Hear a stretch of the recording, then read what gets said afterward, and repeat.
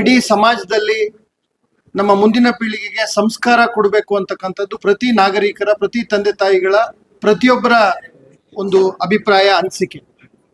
ಅನೇಕ ಪ್ರಕಾರಗಳ ಮೂಲಕ ನಿತ್ಯವಾಗಿ ಈ ಕೆಲಸವನ್ನ ನಾವು ಪ್ರತ್ಯಕ್ಷವಾಗಿ ಪರೋಕ್ಷವಾಗಿ ಮಾಡ್ತಾ ಇರ್ತೇವೆ. ಅದರಲ್ಲಿ ಕಲೆ, ಸಾಹಿತ್ಯ, ಜಾನಪದ, ಆಚರಣೆಗಳು, ಇವುಗಳ ಜೊತೆ ಕ್ರೀಡೆ ನಮಗೆ ಗೊತ್ತಿಲ್ಲದಲೇ ನಮಗೆ ನಮ್ಮ ಯುವ ಪೀಳಿಗೆಗೆ ಬೇಕಾಗುವ ನಾಯಕತ್ವ ಗುಣ, ಸೃಜನಶೀಲತೆ, ಬದ್ಧತೆ, ಶಿಸ್ತು, ದೇಶಾಭಿಮಾನ, ದೇಶಭಕ್ತಿ, ಐಕ್ಯತೆ, ಪ್ರೀತಿ, ವಾತ್ಸಲ್ಯ, ಸ್ನೇಹ, ಈ ಎಲ್ಲ ಮೌಲ್ಯಗಳಿಗೆ ಕೈಗನ್ನಡಿಯಾಗಿ ಕೆಲಸ ಮಾಡ್ತಾ ಇರುತ್ತೆ.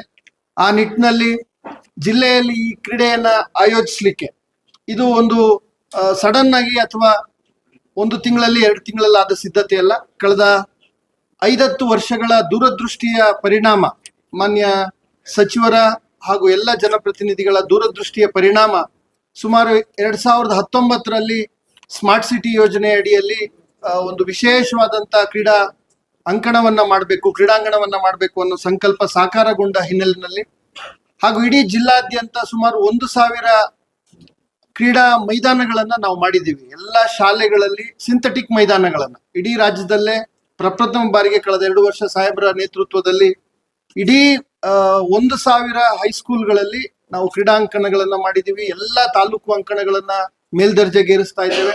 ಈ ರೀತಿ ಒಂದು ವ್ಯವಸ್ಥೆಯನ್ನ ಹಾಕಿ ಒಂದು ಜಿಲ್ಲೆಗೆ ಸಾಹೇಬರು ಕ್ರೀಡಾ ರಾಯಭಾರಿಯಾಗಿರೋದು ಕೂಡ ಅದರ ಅದೃಷ್ಟ ಅಂತೇಳಿ ನಾನು ಭಾವಿಸ್ತೇನೆ. ಅದರ ಹಿನ್ನೆಲೆ ಈ ಒಂದು ಕರ್ನಾಟಕ ಕ್ರೀಡಾಕೂಟ.